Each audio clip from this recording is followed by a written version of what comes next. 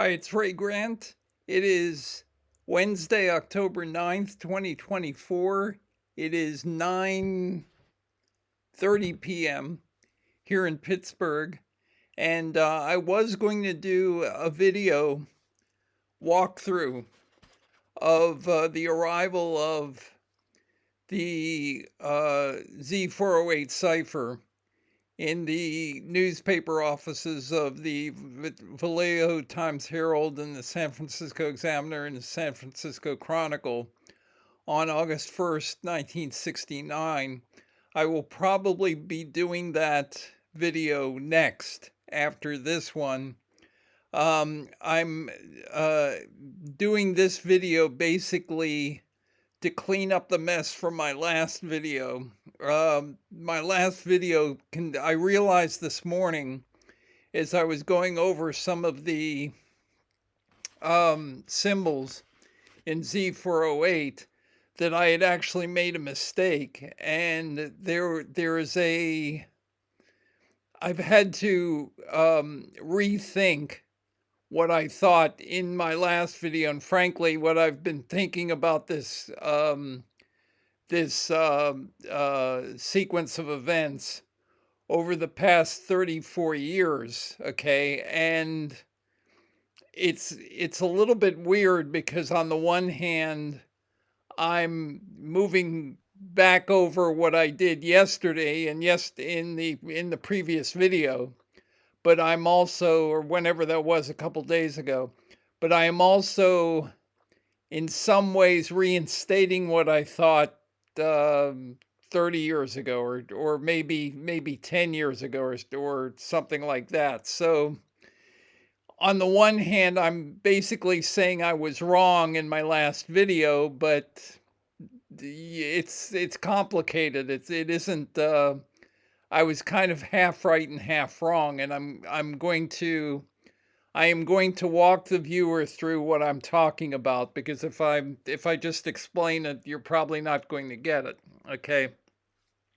Basically, what I did when I woke up this morning is I started going through the sequence of letters that, in other words, to recap, what I said in my last video is that Gareth Penn had a version of Z408 on page 50 of Times 17 that I was saying was the original version of Z408. In other words, it is what was originally sent to the newspapers in letters that were postmarked July 31st, 1969, and which arrived at those newspapers on August 1st, 1969. And what I said was that the jurisdictional police department, which would have been the Vallejo Police Department, then had their artists change 20 symbols of that original grid in order to create an investigative key, which would then be used to catch anyone who came forward with a solution to the grid, and without knowing that the police had actually, changed symbols in the grid. So I kind of walked the viewer through that in my last video.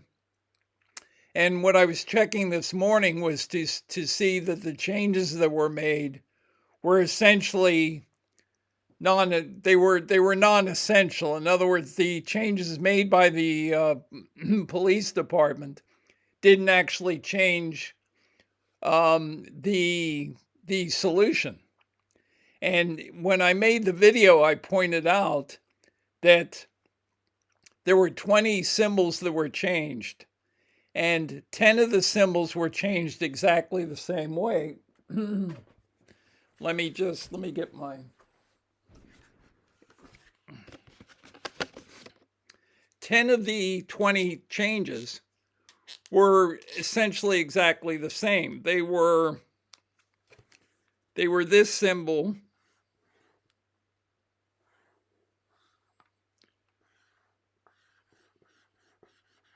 or something that looked very similar to it, since I'm not an artist, don't claim to be. That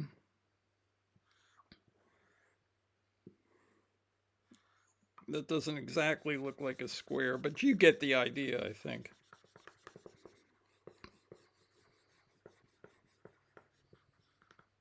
In other words, the what the police artist did, 10 of the 20 changes were he took something that looked like this and he changed it to this. He took a half-filled square where the line went from the top right to the lower left, the diagonal line, and then filled in the bottom, and the bottom half was filled in already in the grid, and then he changed that by filling in this part so that the symbol then looked like that. And I pointed out that through serendipity, that this symbol, if you go, you can check the key in Graysmith's book or elsewhere. Maybe Dave Aranchek has it as well somewhere. But the change didn't change anything in terms of the English translation, because both of these symbols converted to an L in the solution. Okay, so, and I said as a result of luck, basically, because the police artist just took the grid and presumably just changed 20 symbols sort of randomly, but 10 of them were this change right here. Okay? And as you can see, because they both stand for L, it didn't change the solution at all. I then pointed out that another 4 symbols were changed like this, where a dotted triangle was then filled in. Sort of, well, exactly like this. Okay, and again, apparently just but through sheer luck, the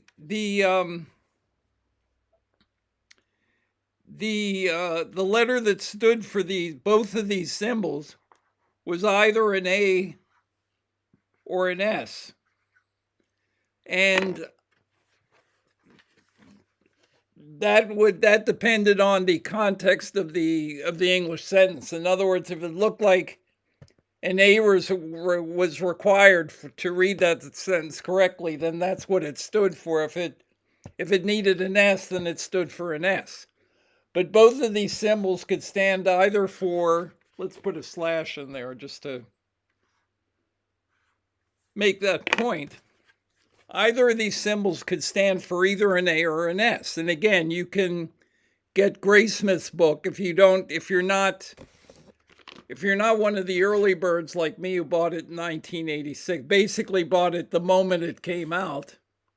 And remember, I had the publisher of this book, the hardcover edition, was St. Martin's Press, and it was under Richard Merrick's imprint. And Richard Merrick was my editor at the Independent Editor. The late Richard Merrick was my editor of at the Independent Editors Group. Merrick was also the editor for James Baldwin, for Robert Ludlum, for who's the guy who wrote Black Sunday? Silence of the Lambs. Harris. Can't remember his name now. Anyway, let me, just to clear that up, let me see here.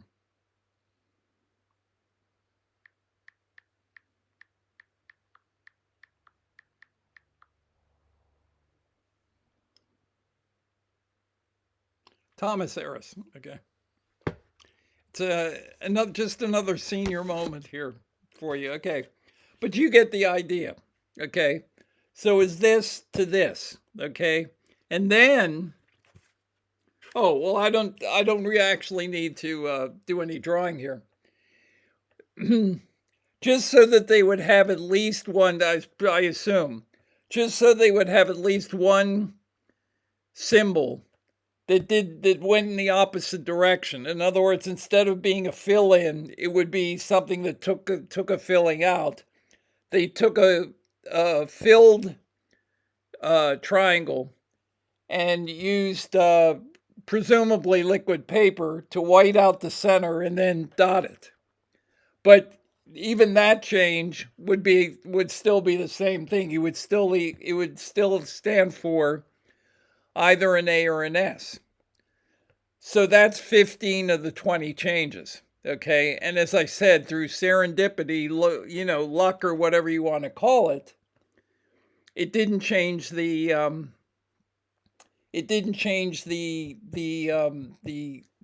actual meaning of the symbol in the solution. So what that meant was that you had 5. Let me see. Let me go back over my.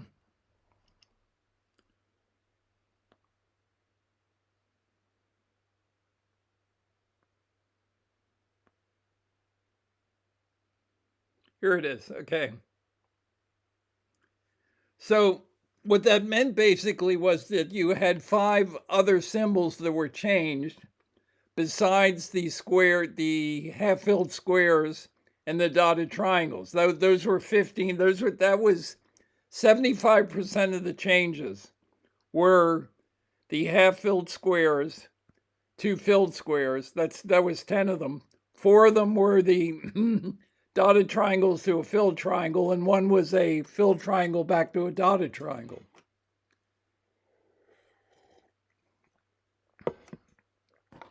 Okay, now the third change in the Vallejo Times Herald, row 7, column 4, was capital I to curved lower stroke, which was this.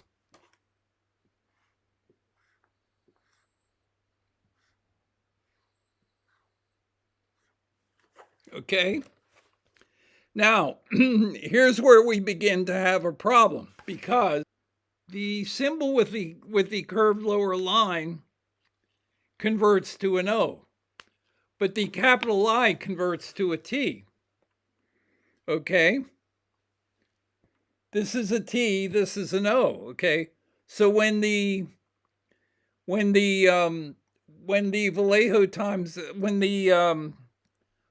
PD artist changed this to this, oddly enough, he corrected what appeared to be a mistake, because this is the I was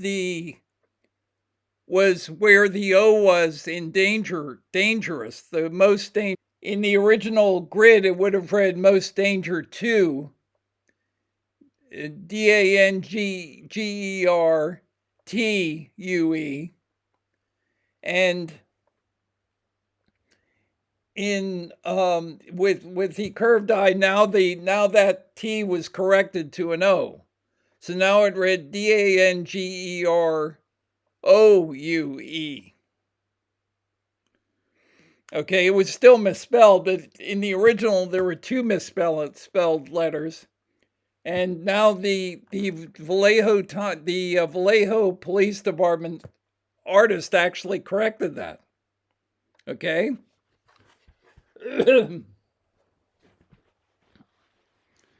So I don't know if you've noticed, but serendipity and coincidence are beginning to pile up here. Okay, let's go to the next example. The next example comes almost immediately after the one I just cited, and it's an empty triangle, which was then replaced by the artist by a filled triangle. Okay. And in this particular case,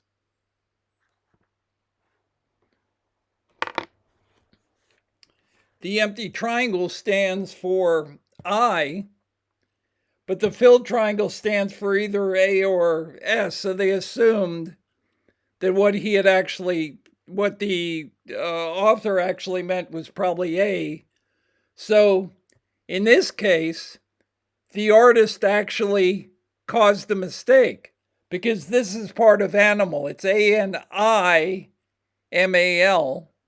And after the police artist was done with it, now it read ANAMAL. Okay? So up until now, all of the changes made by the Vallejo police artist either kept a correct letter in the grid or fixed a misspelling. This is the only example where what the police artist did actually caused a misspelling. Okay, are you following me now? So this is change number 17. I already talked about the 10 half-filled squares, the 4 dotted triangles, which were then filled. So that's 14. All of those were the same letters. The 15 was when they went backwards from the filled triangle back to a dotted triangle, but also both of those were still either A or S. So you have 15, which were the same.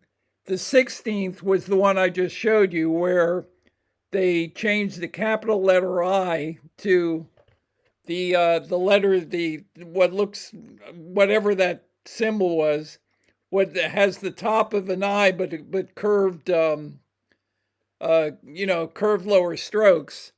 And that was when they went from a T to an O. So the artist actually fixed the spelling. In this case, he actually causes a misspelling. This is number 17. We have 3 more to go.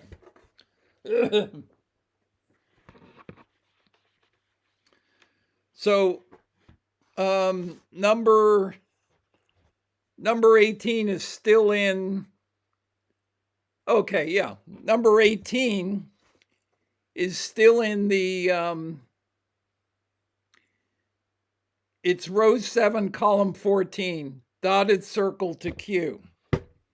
We're still in the Vallejo Times Herald section of the grid. And here's what it was. And again, you remember that he changed this to this just by adding a line to the, like this. Okay. Here's where it gets weird, okay? This is an E, and what the artist changed it to was an F. So what the sentence would have read, if you assume that what Gareth had was the original grid, it would have read, the most danger to animal, OEALL. And instead, the police artist corrects the spelling by turning it into a Q, and now it says most dangerous animal, ANAMAL, of all. So up to this point, we now have 18 changes, and 17 of those changes either kept the same letter in the solution, in the English solution, or fixed the misspelling that was in the original grid, with the one exception, which is animal. Okay? So that's 18. We only have 2 more to look at. As I'm recounting them, it is change number 19. Not chronologically, but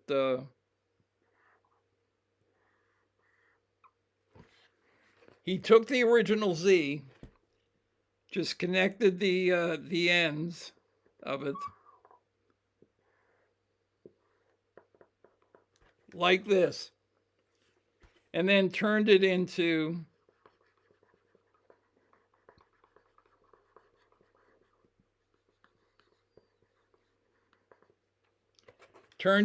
a half-filled square like that. And we already know, since I've already talked to you about this, that the half-filled square is an L, but the Z was not an L. That we would have had at the beginning of the third portion was I will not give you my name. W-I-L-E, which is a misspelling. But when the artist changed it, now it wasn't misspelled anymore. Now it's I will not give you my name. So now we have 19 of the 20 changes were either the letter value didn't change and it was correct, or the police artist actually corrected the spelling. Okay? In that case, from I while not, W-I-L-E not, to I will not, W-I-L-L not. Okay? The 20th change that I'm talking about of I'm counting them differently. I'm not doing them in chronological order here. Is row 6, column 7 of the San Francisco Chronicle portion, backward F to backward E. And here, I told you about my friend who used to eat his chocolate cake. You have backward F that was then changed to backward E. And again, this was done just by adding a line on the bottom. If I can, like that. Okay? Here's the problem. Backward E is a C in English, in the English translation. But backward F is a D.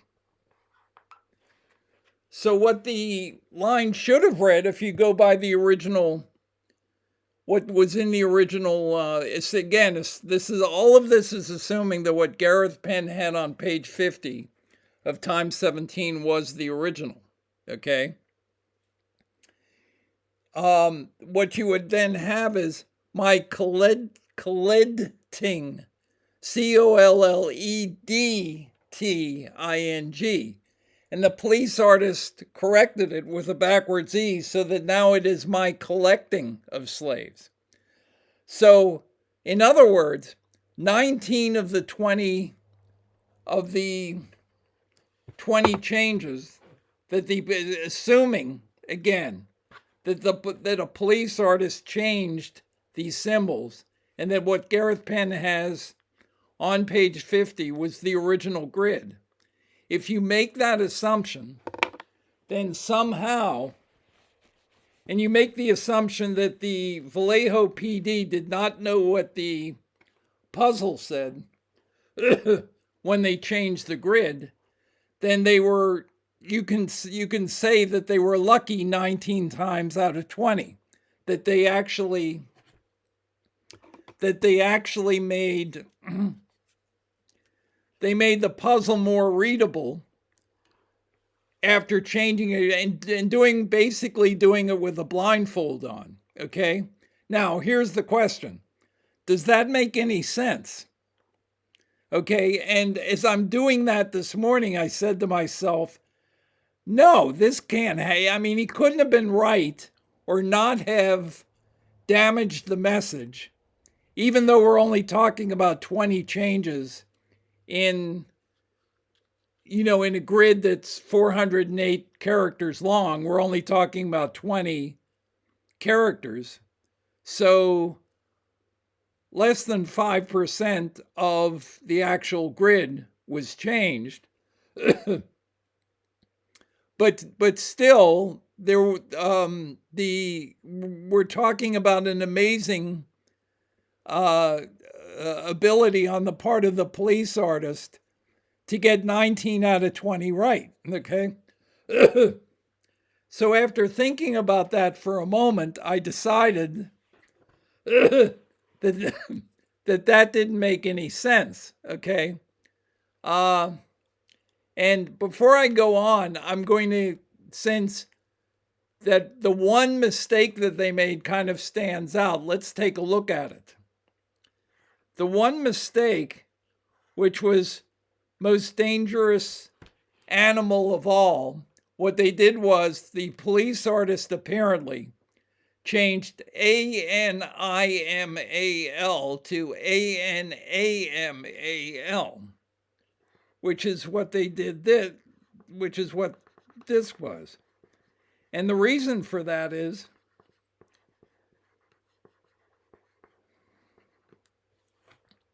that the open triangle stood for I in that in that cipher.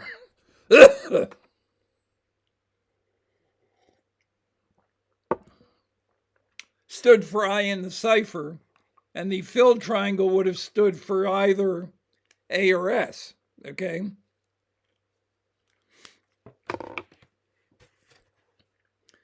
And I looked at that and I said, what if the artist was filling in triangles and he just happened for that one symbol not to notice that triangle wasn't dotted, okay?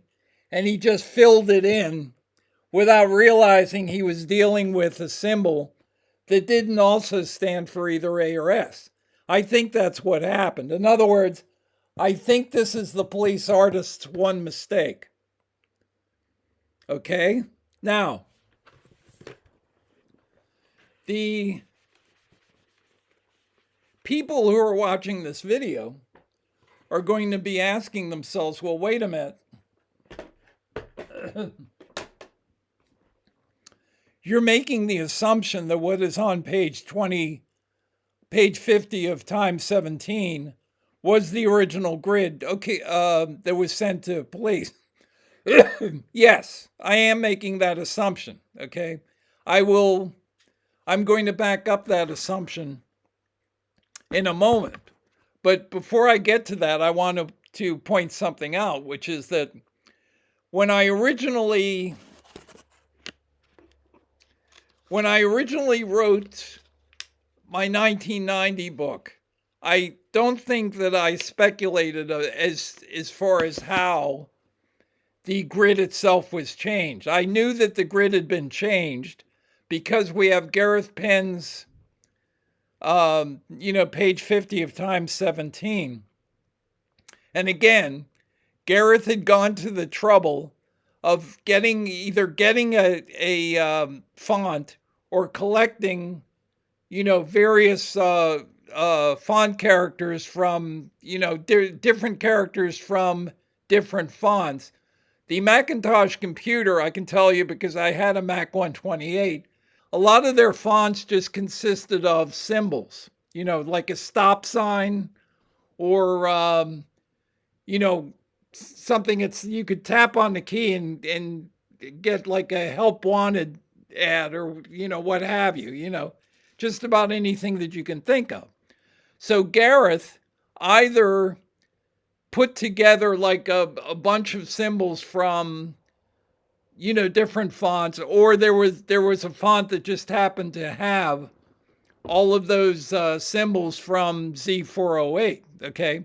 But what we know is that he did it on purpose. In other words, that if you look at that illustration, you will note that that's what it is. It is typed up from scratch. It's not a photocopy of anything that would have been put in the newspapers or that was in Graysmith's book. I need coffee now, obviously.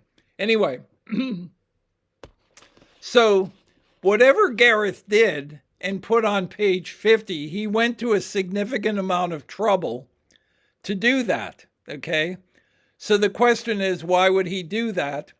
And as I pointed out yesterday, if you look at the Vallejo police report for that day. It is completely whited out. Okay. Now, somebody might come back and say, well, if they had something that they wanted to cover up, or they talked about somebody that they decided they didn't want in their police report, they would have just whited out the page. No. If you look at the other pages of the police report, you will note that those other pages have redacted material in them. And in fact, those of us familiar with the Solano County report have noted that Solano County erased addresses or their phone numbers or what have you and other information in the report. And it's the same thing with the Vallejo PD. Okay, so for them to completely white out a page, it would have had to be some very significant information and very unusual information. Okay, so if you were going to believe that what Gareth Penn had on page 50 was not the original Z408 grid, then you have to assume that for reasons of his own that don't make any sense at all, Gareth Penn created a font that he typed in from scratch and created a grid, okay, in order to, for reasons of his own, a grid that differed in 20 symbols from the grid that has otherwise come down to us, okay? Plus, okay, so you have to assume that Gareth's not playing with a full deck. But you must also assume that Vallejo PD is really hiding something, because they're the page that should have covered perhaps the single most important day in the history of the entire department, and their notes for it in the police report are completely whited out. Okay, so and I guarantee you, most of the Zodiac online community, most of the people watching this video are probably already shaking their heads, and just they're not willing to accept this, which is, I've dealt with you people over the years. I am not surprised if you're, at your, lack of credibility or credulousness or whatever you want to say. Okay. But if you're going to reject that idea, then you have to reject both of those ideas. You have to assume that Gareth was doing something weird on page 50 that doesn't have any motivation. Remember, if you read a Zodiac Killer message board, what are they talking about 99% of the time? What was the motivation of this guy? I mean, he's in Presidio Heights and the cops almost catch him.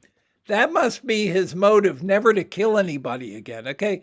So that's basically, when you're talking about Zodiac hobbyists, they're into motive, okay?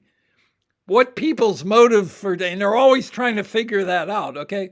All right, well, what was Gareth's motive for doing that? Okay, if that isn't the original grid of Z408, why would somebody who has multiple degrees in Germanic languages from Cal Berkeley, and is also a librarian, also has a library science degree from Cal Berkeley, and is clearly a very bright person and sophisticated person, why would he do that?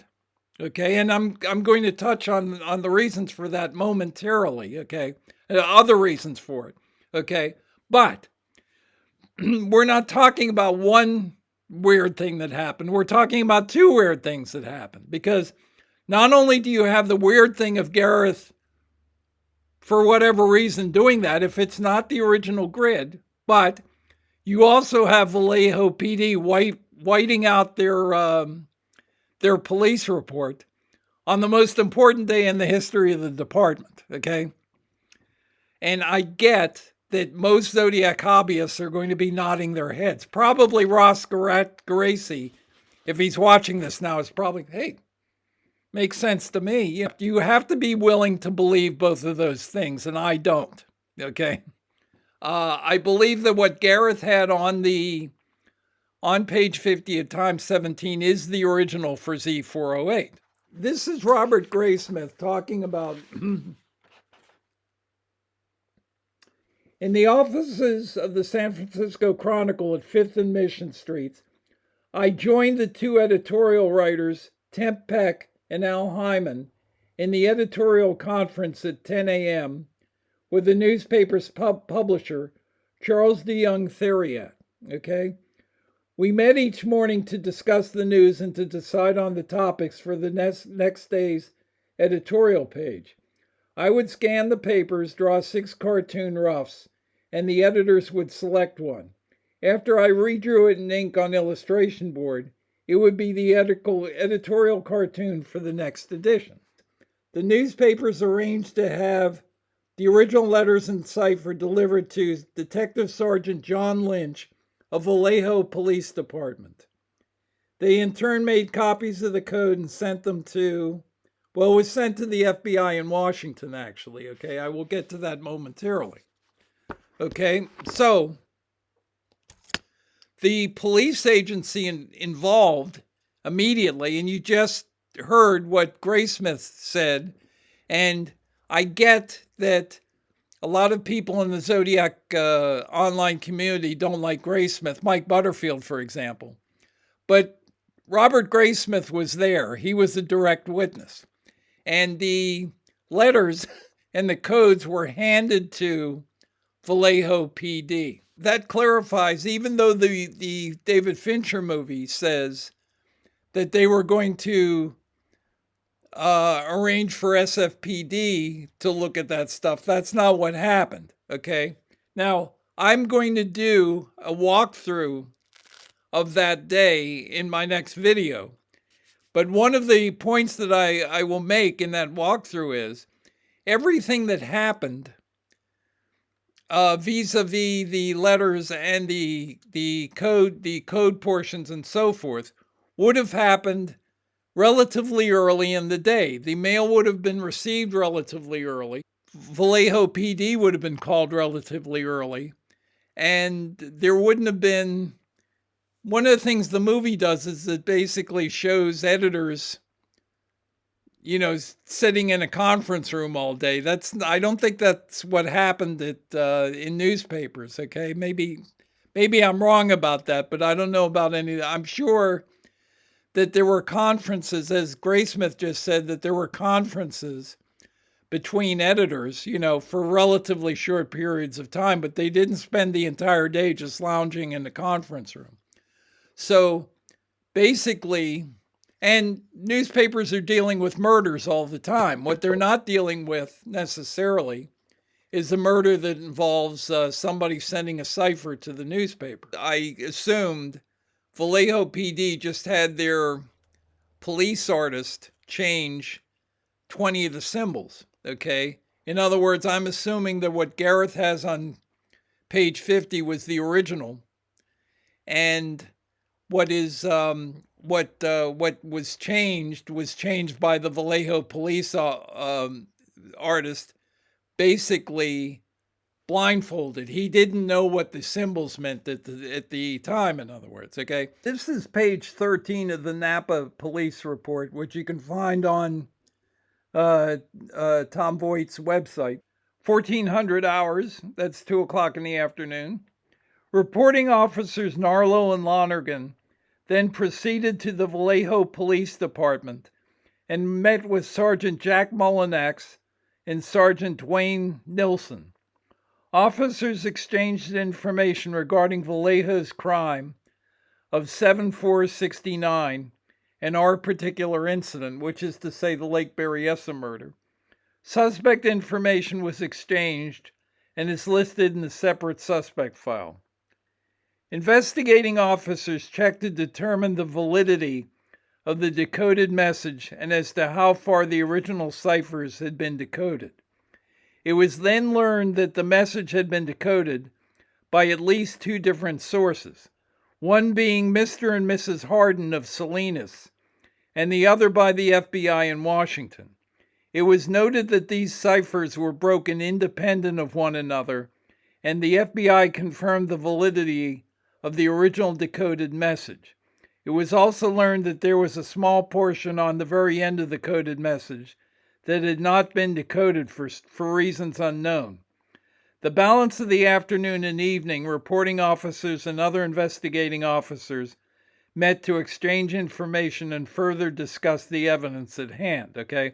Well, there are a couple of things to note as a result of that passage on page 13 of the Napa report.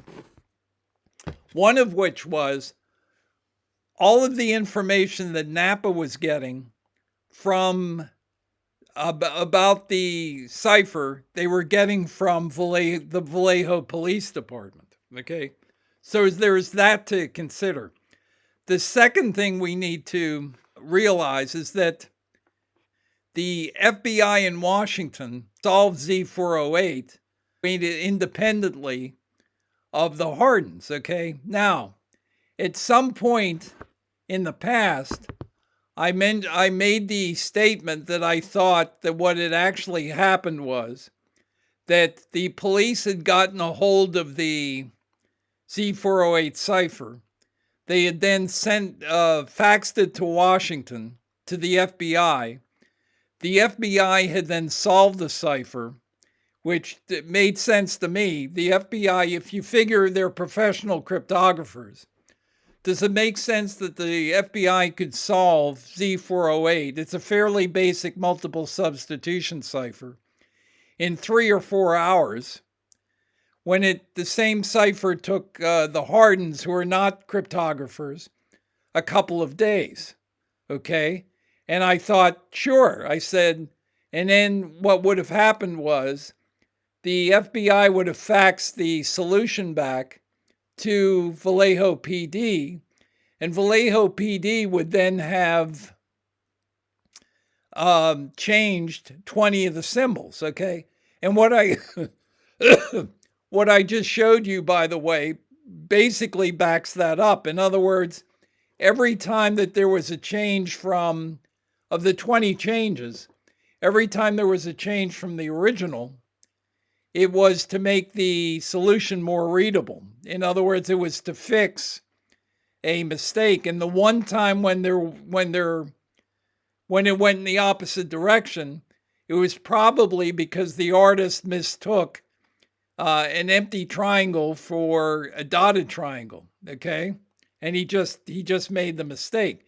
The other 19 of the 20 times, the change either was from the same letter, from an L to an L, or an A to an A, or with the symbol standing for the same letter, or it was a fix of the spelling.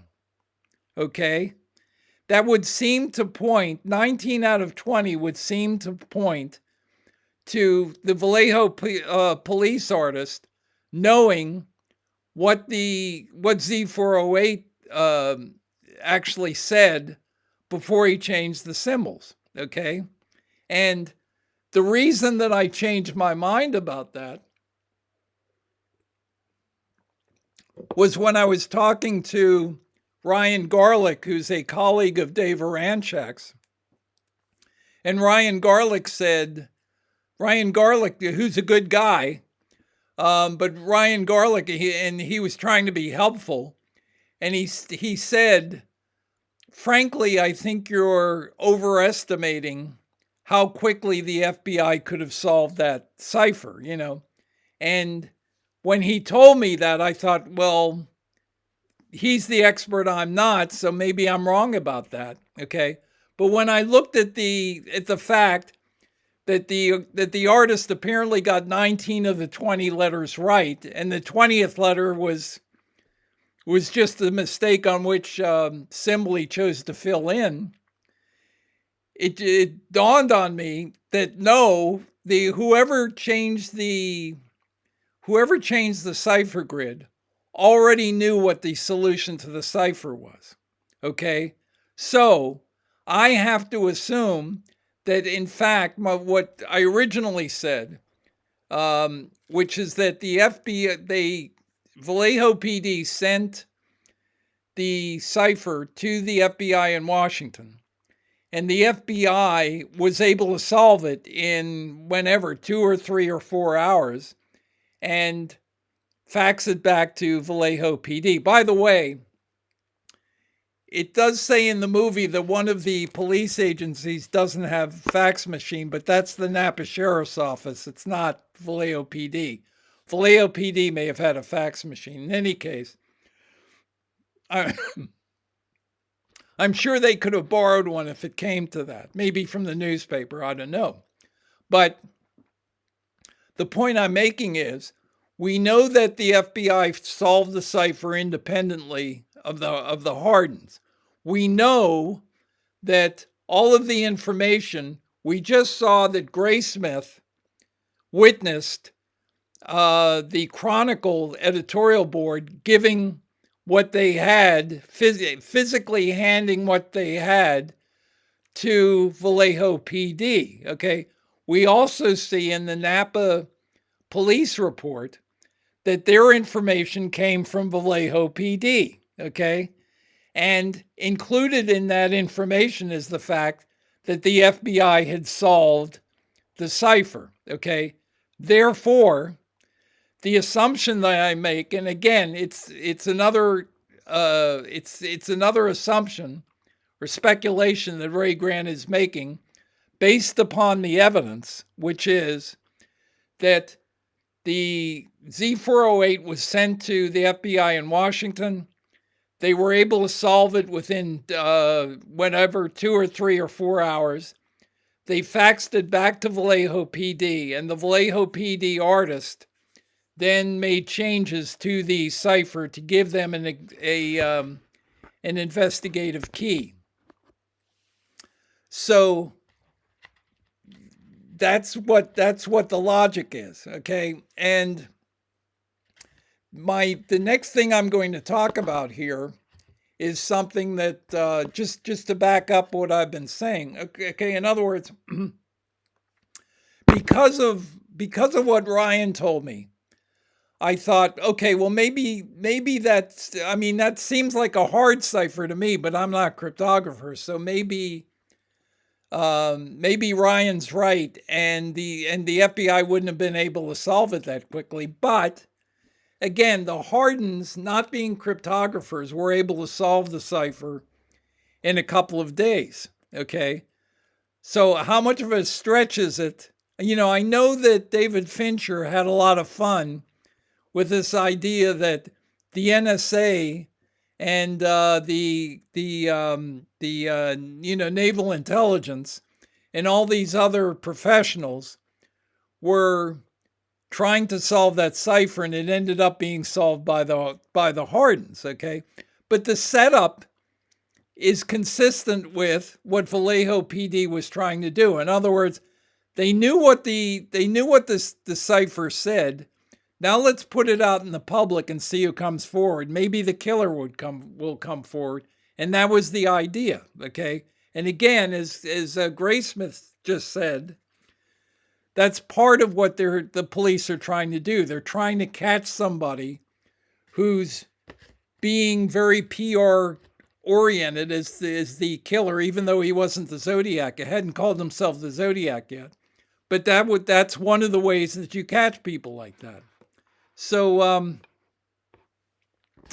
I am now going to talk about what Dave Aranchek says. Dave's solution is a cryptographic solution to Z340. I believe the actual solution to Z340 is in the formatting of the grid, but let's put that aside for a moment. And what we're going to deal with is, okay, I'm going to read to you what is the solution, the cryptographic solution to Z340, and it is to make a point about the solution to Z408. Okay, so Here's if you can follow this yourself, go to Dave Aranchek's Let's Crack Zodiac and go to episode 5, and join the 2.2 million people who have looked at that episode.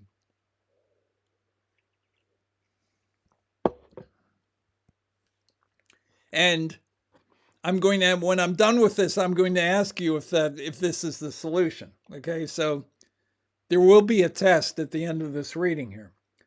Okay, I hope you are having lots of fun in trying to catch me. That wasn't me on the TV show, which brings up a point about me. I am not afraid of the gas chamber because it will send me to paradise that's the first section. Section 2 of the Z340. Sooner, because I now have enough slaves to work for me, where everyone else has nothing when they reach paradise, so they are afraid of death. I am not afraid because I know that my new, and now we go to the third section, life will be an easy one in paradise. And then outside of the grid, life is death, okay? So here's the question. Is that the cryptographic solution to Z340? And the answer is no. What I just read to you is what you get after you transpose Z340. And then when you're done, when you're done doing that, and after you're manipulating the text a little bit, you send, actually just basically after you transpose the characters, the way Dave describes in episode 5, then you send it through AZ Decrypt, and you use the crib feature. And in the second part, you have to move one of the lines, basically, one character to the right, and to make it read correctly, diagonally. Okay. But even then, what you get isn't going to be what I just read. What you're going to get is this. I hope you are having lots of in trying to catch me. That wasn't me on the TV show, which bringo up a point about me. I am not afraid of the gas chamber because, BECAASE, it will send me to pay all see all the. That's the first section. Then the second section. Sue her because now have enough slaves to worv, W-O-R-V, for me where everyone else has nothing when they reach paradise. So they are afraid of death. I am not afraid because I V-know, V-N-O-W, that my new, section 3, Ethel will Ebe na easy eno ni Isidarap death. Okay? That's a direct translation from what Dave ends up with, okay? And then Dave very helpfully changes what, that into readable English, okay? But prior to, even after Dave has transposed the 340, and even after he has sent the transposed cipher through AZ Decrypt, and after he has moved the line in the second section of the grid so that it reads better, so that there aren't mistakes there are still mistakes, okay?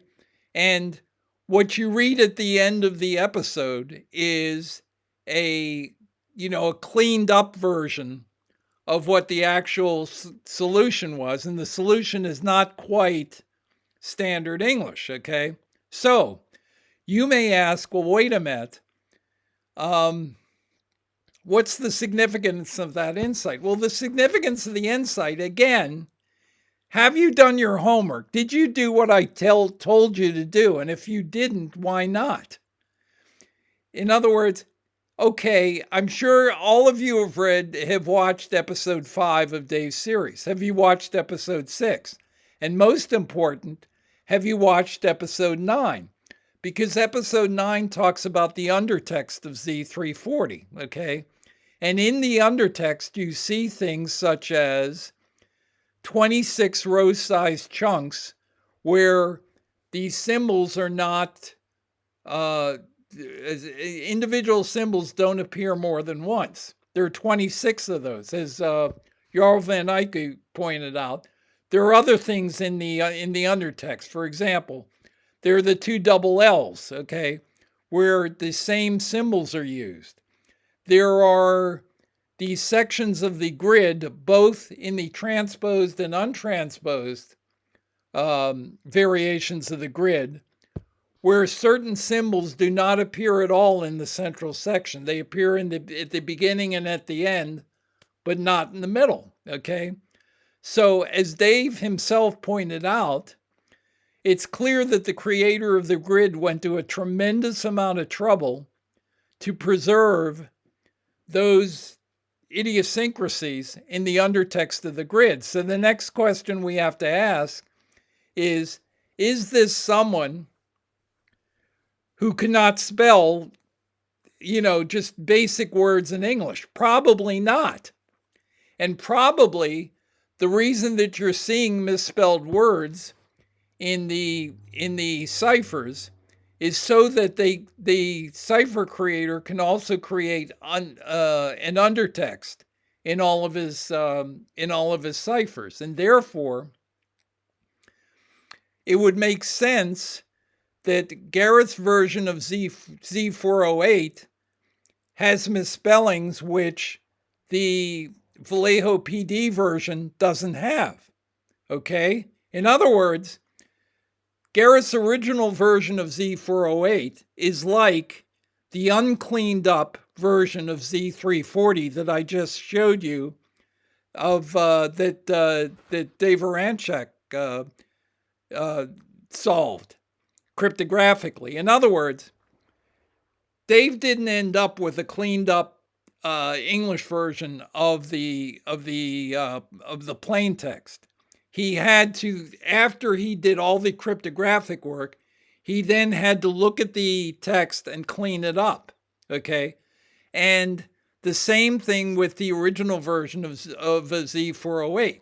Okay, as I just demonstrated, it has mistakes, apparent mistakes, which the cleaned up version, which is the Vallejo PD version, doesn't have. Okay, so in that sense, what is on page 50 of Times 17 is is very similar to what Dave was dealing with in Z340. Okay, the basic grid had mistakes, and again, that was done in order to preserve the undertext. And I have to assume the same is true with what's on page 50 of Times 17.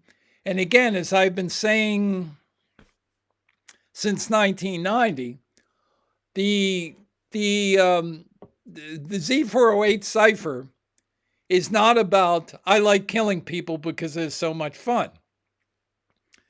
You're not learning anything at all from the killer for that. So if you're going to make the assumption that there is some sort of important information in Z408, obviously it is not in the English translation of it. It is in something else to do with the cipher. And again, I think you can find those things in the format. You can find them in the last 18 letters. If you read my book, I talk about that. But you can probably also find it in the undertext of Z408. You certainly see it in the undertext. If you look at Dave's episode 9, you again see that the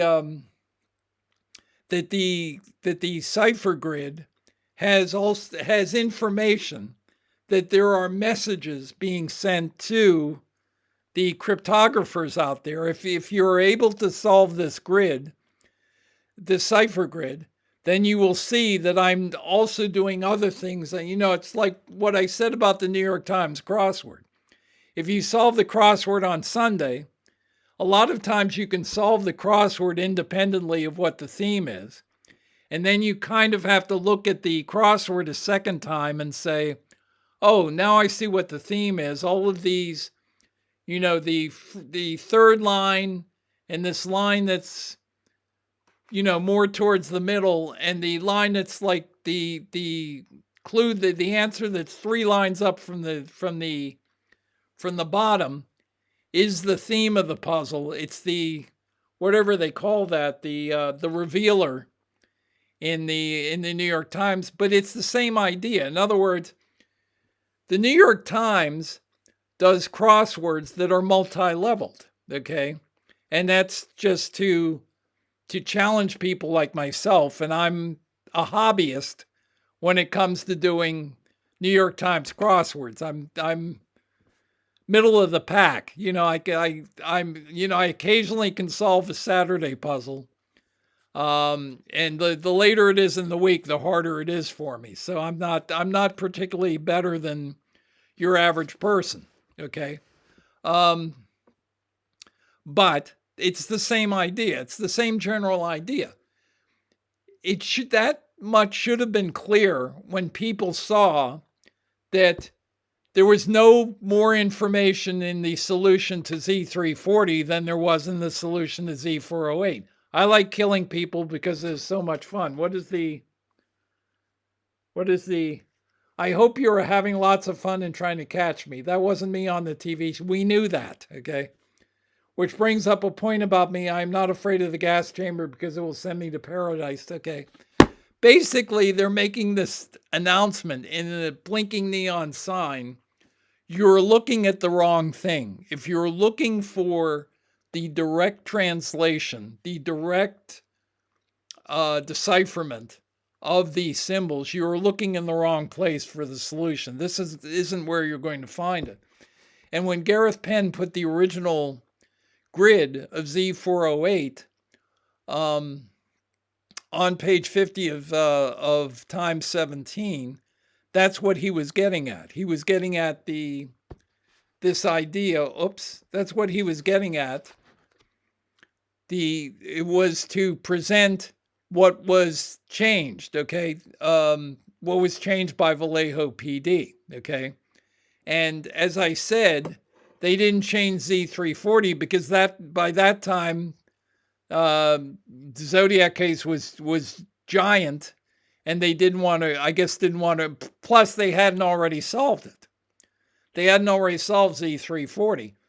When they put out Z408, they had already solved the puzzle, okay? Again, that's what the evidence says. If you look at the evidence, if you look where the information was coming from, it was coming from Vallejo PD. Vallejo PD was the jurisdictional police agency, the big jurisdictional police agency, along with the Solano County Sheriff's Office. They were the ones essentially who were in charge of the investigation and who were the prime movers of all of that. And again, all I can say is when I looked at those, I originally thought when I saw page 13 years ago, I said, okay, the FBI solved the grid Z408, and then so they faxed that grid back to Vallejo PD, and then Vallejo PD changed the grid. But as I said, then Ryan Garlick told me, you're probably overestimating how quickly they could have solved the grid. And frankly, that made perfect sense to me. And Ryan knows a lot more cryptography than I do. So I said, okay, maybe you're right. Maybe they just, kind of did it blindfold. But when I went over these symbols this morning and I looked at it, I just said, this would be like a major league hitter going up and getting 19 hits and 20 at bats. Okay, I don't think Joe DiMaggio wasn't able to do that. Babe Ruth couldn't do it. The late Pete Rose couldn't do it. Um, if they were getting 19 out of 20, and 20 looks like they made a mistake, and the artist didn't see that that triangle didn't have a dot in it. Okay. So if they were getting whatever 19 out of 19 or 20 out of 20 or even 19 out of 20, then they already knew what the solution was. Okay. Again, that's what the evidence says. All I'm doing is, for all you hobbyists out there, all I'm doing is telling you what the evidence says. Okay. You don't like it? I can't help that. I can't, it isn't up to, the truth isn't up to a vote a lot of the time. It's just a matter of, that's the way it is. I think I've covered everything now. Okay. That was a little bit of, that was, I hate to have to admit that I was wrong about something, but, and it's not, let me make something clear. It was not Ryan's, what Ryan said, I think, was perfectly logical, and it was not his fault. I think it was good advice, but apparently the FBI just did a bang up job in this case. And again, we know that they solved the puzzle independently of the Hardens. And if the FBI solved the puzzle, solved the cipher, then everything that Vallejo PD did after that makes sense, because then they changed the cipher, they altered the cipher, put it out there, hope that whoever the killer is comes forward. When it was solved by Donald Hardin, then they go out and they check Donald Hardin. They had a hard-on for him, basically, for a couple of days.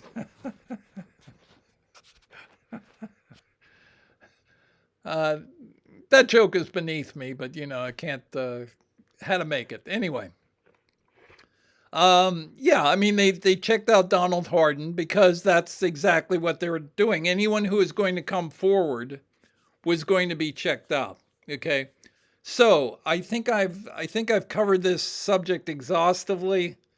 It basically backs up, and again, let me point out, this is similar to there are many examples I can cite. One example is, let's say, the Night Stalker, Richard Ramirez. You might ask the question, how come there are no Night Stalker message boards out? Maybe there are, and I don't know about them. There aren't, there's the serial killers thing on Reddit, I guess, that cover other people besides him. But you don't see like the Night Stalker mystery or anything like that. And the reason for that is when Richard Ramirez was making his getaway from one of his crimes, you can look him up on Wikipedia. He happened to leave a fingerprint on a rear view mirror, which the police said that was very unusual because he was, generally speaking, wiping his fingerprints wherever he went. But he happened to leave a fingerprint and I think it may have been a thumbprint on the rear view mirror of a stolen car that he used as a getaway vehicle. And then witnesses identified the getaway vehicle. And then police processed the vehicle and found that there was a fingerprint there. And then this was, I believe, 1984, and they had just set up a database with criminals. They had just set up the system, and they fed that fingerprint into it. And the cutoff, I believe, was January. Criminals, felons, who had been born after January 1st, 1960, for whatever reason. Maybe because that's as many as they could handle at that time. And I think Ramirez was born like in February of 1960, so he just made it inside the cut. So it is almost a miracle that they were able to get that one fingerprint.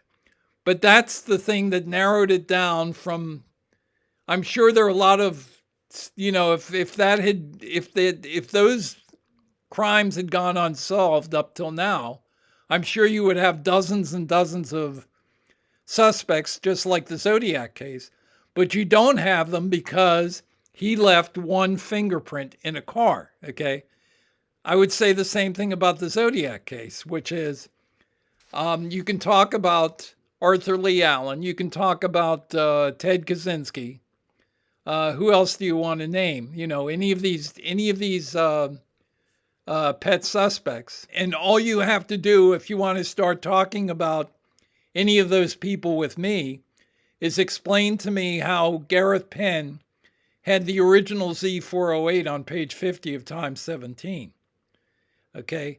And again, I was just reading, I was rereading my book, and I point out in my book that that Penn could not logically have had access to that material because he retired from the DOJ in Sacramento in 1974, and SFPD's files didn't go to the DOJ until 1978.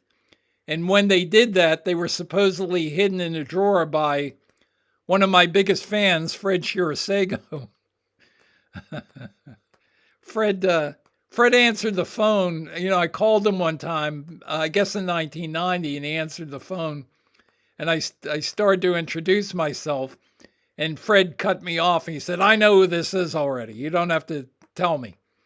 And he was at his bar. Tom Voigt can tell you about Fred. He was at his bar.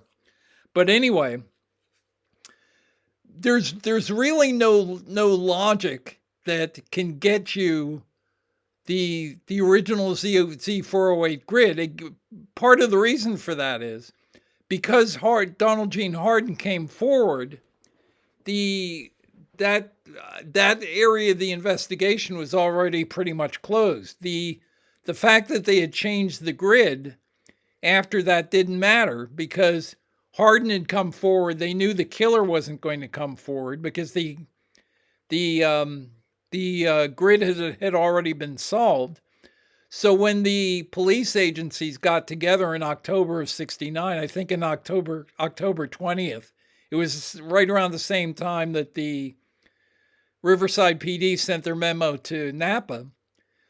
There wouldn't have been any reason for Vallejo PD to step forward and say, "Hey, by the way, we changed the grid to Z408." Okay, because as I say, it wouldn't have had any investigative value.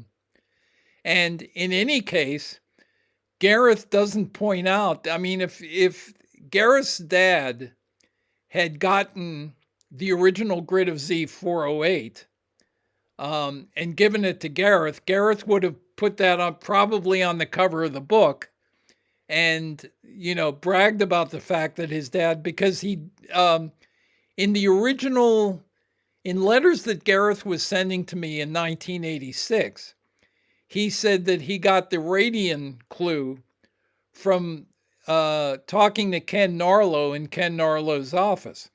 But when he published Time 17, he said he got the radian clue from his dad, that his dad had seen a letter in the DOJ. Now, again, that was in 1987. That would have been 13 years after his dad.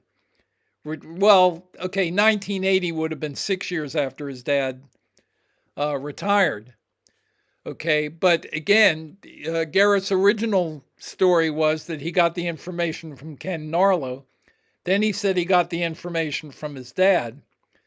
He doesn't point out that even though he's using a completely different font and starting from scratch on page 50, he doesn't point out that there are 20 different symbols on. I mean, he would have been, if his dad had gotten that information for him, he would have been shouting it from the rooftops. Okay, so the reason, as I said, the reason he puts it out there is that the original, just to make public that that's what the original grid was, so that any messaging that had been done in the undertext, just as I talked about in Z340, would be available to the public. Okay, so as I said, it doesn't make sense that Gareth could have gotten that information from his dad. Although that was what I was always worried about, that if I pointed that out, that Gareth would just come back and say, well, I got it from my dad. Okay. But it doesn't make sense that he would get it from his dad. And he never said that he got it from his dad. Okay. So, anyway, anyone who wants to question anything that I've done away with the comments section, because I don't see the value in having a comments section, frankly, in my videos. But people are always welcome. If they want to, they can email me, raygrant.tzms. That's the Zodiac Murders Solved. raygrant.tzms@gmail.com.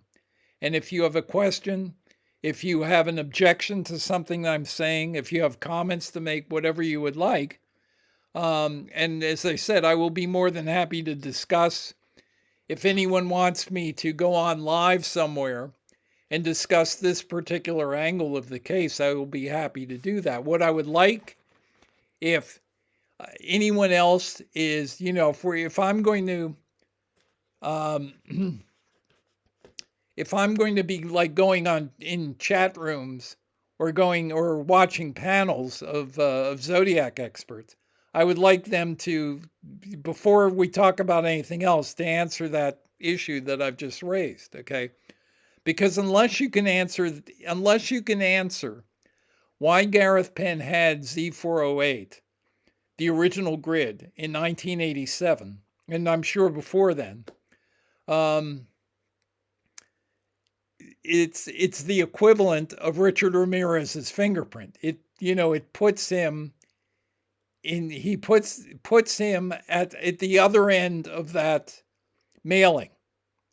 Because you have the mailing there that arrived in the 3 newspaper offices.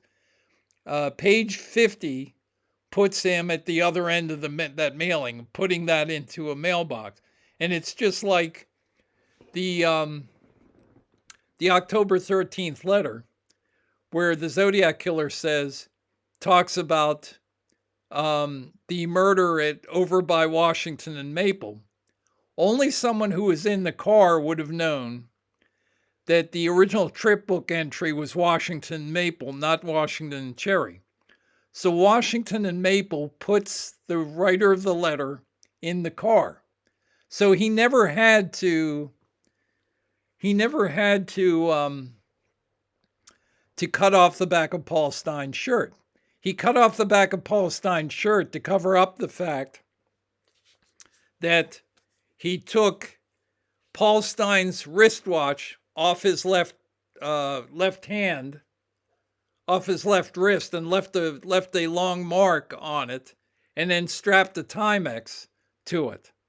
And the Timex will read, if it's ever found, it will be stopped either at 12:22, just like the watch at Riverside, or at 1:46, which is the other component of the terminus triangle. But it's going to read one of those two things, either 12:22 or 1:46, if that watch is sitting in a box somewhere. But it will be stopped at one of those times. And that's the reason it's a distraction to cut off the back of Paul Stein's shirt. He never needed to do that to put himself in the cab. Just saying Washington Maple puts him in the cab. Gareth Penn putting the original Z408 grid on page 50 puts him on the other end of that mailing. Okay. And again, if you have an alternate explanation for that, I'm interested in hearing it, as always, and I'm a very easy guy to get along with. I mean, you wouldn't believe that, if you read Ross's comment sections, but I'm actually very easy to, and if I make a mistake, I admit it. So, all people have to do is, email me or, invite me on your program, and I will be happy to talk about this. Okay, but as I said at the beginning of the last video, that's your smoking gun. And starting my next video, I will do a walkthrough of that day. I will do a walkthrough of that mailing. What would have happened in the offices. I've already talked about it a little bit here, but I will do follow up, and you get from Ray Grant what you don't get from anybody else, which is walkthroughs. You get case theory. I will tell you what happened in Riverside from the beginning to the end. I will tell you what happened on Lake Herman Road, what happened in Blue Rock Springs Park, what happened at Lake Berryessa, what happened in Presidio Heights.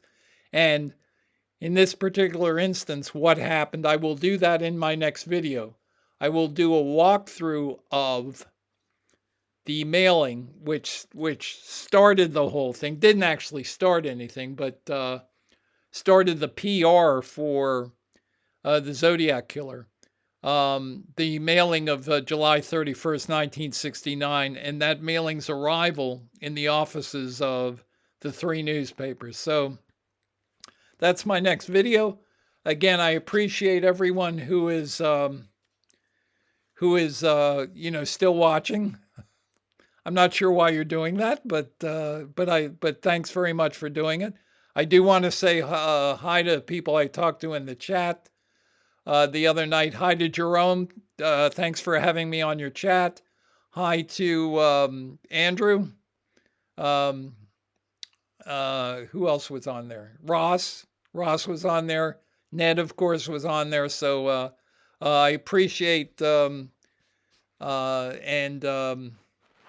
who else was there? A few other people talked to me. I can't remember who it was, but thanks for the kind words, and I will continue to do what I'm doing. But this, I think, was a fairly momentous kind of like reshuffling of what my thoughts are about Z408. Okay, and by the way, if Dave Aranchak, if Dave wants to do a video with me, he can do it here on my channel, or I can do it on his channel, or we can both do it on Ross's channel if he or on Ned's channel, or what have you. I would just name, I will, Dave, I will send you money. Okay, I will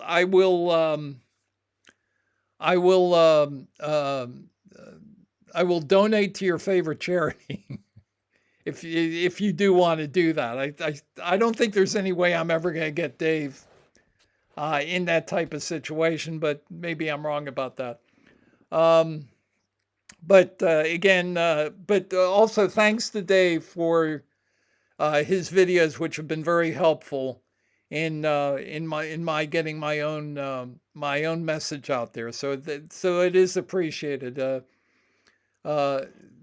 Dave's wrong about the actual intent behind Z340, but a lot of, as always happens, you know what, if you do good research, it benefits somebody out there. I said that, Ross is mad at me because I said he wasn't a serious researcher. Obviously he is. He went down to Riverside and checked out RCC. And anybody who does that, anybody who goes out and gets information for the rest of us is doing his job. Okay, so just don't be that sensitive about it. Just you have to roll with the punches. So anyway, as I said, you can email me raygrant.tzms@gmail.com. Any comments or what have you, any questions, whatever you want to say is fine. And I appreciate your watching. I will be doing I hope in the next couple of days, I will be doing a walkthrough of, what do we have here? Okay. I will be doing a walkthrough of the arrival of those letters and what would actually have happened. what is in the movie is not realistic, to say the very least. And I will be going moment by moment. And a lot of what happens in the movie has to do with what the United States Post Office in 1969, or the Postal Service in the early 1970s. I started with USPS in October 73, but although the name of the agency was different, and it was an independent agency after that, and it was USPS instead of being the United States Post Office, essentially it functioned the same way. And there are things that are in the movie that don't make any sense. I understand why David Fincher presented his movie the way that he did, but I will be covering it. And the problem is, if you look at the Zodiac movie and see it as a realistic portrayal of what happened, particularly on that day, you are going to be misled. Okay. And I will explain why in my next video. In the meantime, thanks very much for watching, and I will talk to you soon.